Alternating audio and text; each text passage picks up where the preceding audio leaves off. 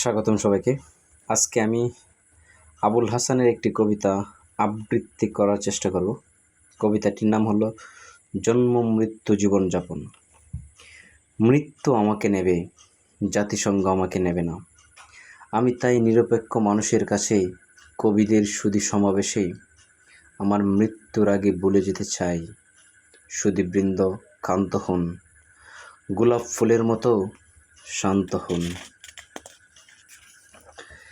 কি লাভ যুদ্ধ করে, শত্রুতায় কি লাভ বলুন? আধিপত্যে এত লোভ, পত্রিকা তো কেবলই আমাদের ক্ষয়ক্ষতি, ধ্বংস আর বিনাশের সংবাদে ভরপুর। মানুষ চাঁদে গেল, আমি ভালোবাসা পেলুম, পৃথিবীতে তবু হানাহানি গেল না।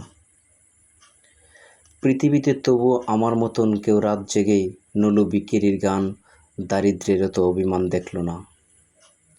আমাদের জীবনের অর্ধেক সময় তো আমরা সঙ্গমে আর সন্তান উৎপাদনে শেষ করে দিলাম। সুধীবৃন্দ, তবু জীবনে কয়বার বলুন তো আমরা আমাদের কাছে বলতে পেরেছি ভালো আছি, খুব ভালো আছি। ধন্যবাদ।